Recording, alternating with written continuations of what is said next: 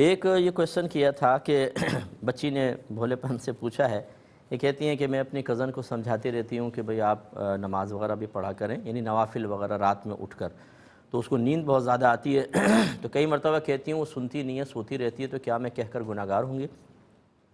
دیکھیں میں آپ کو پہلے بھی کئی دفعہ سمجھا چکا ہوں، 6 چیزیں ایسی ہیں جو بہت امپورٹنٹ ہوتی ہیں، 3 کرنی ہوتی ہیں، 3 سے بچنا ہوتا ہے۔ پہلا ہے فرض، پھر واجب، پھر سنت مؤکدہ۔ ان 3 کو کرنا لازم شریعت نے رکھا ہے، یعنی ان کو اختیار کرنا ہوگا۔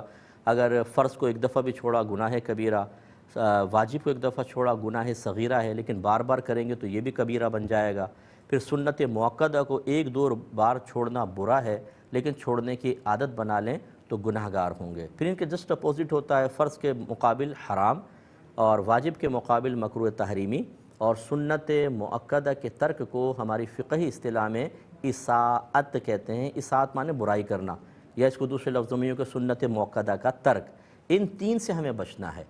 آج کل کے دور میں ہمارا مشورہ یہ ہوگا کہ سب سے پہلے ان 6 کی معرفت حاصل کریں، کیا اللہ نے ہم پہ فرض رکھا ہے حقوق کے معاملے میں، قول کے اعتبار سے، سوچنے کے اعتبار سے، ادائیگی کے اعتبار سے، یہ سب سیکھیں۔ پھر واجب کی کیا کیا چیزیں ہیں، سنت مؤکدہ کیا ہیں، اسی طرح کیا کیا ہم پہ حرام ہے، کیا مکروہ تحریمی ہے، کیا چیز اساءت کے اندر آتی ہے، یہ سب سے پہلے معرفت۔ جو ان 6 کی معرفت حاصل نہ کرے اور یہ چاہے کہ میں عبادات کر کے، نوافل پڑھ کر، ذکر الہی کر کے اللہ کا قرب پا سکتا ہوں، کبھی بھی نہیں پا سکتا، کبھی بھی نہیں، ہم گارنٹی دیتے ہیں آپ کو، ہو ہی نہیں سکتا ہے۔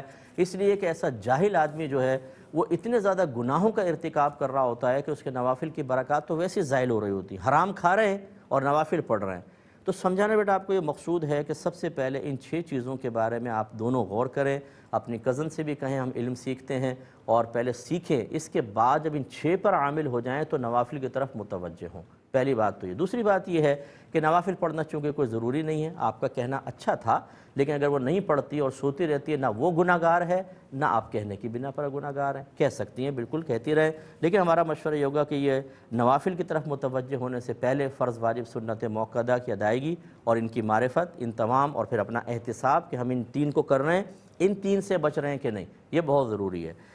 یہ کسی نے کویسچن کیا کہ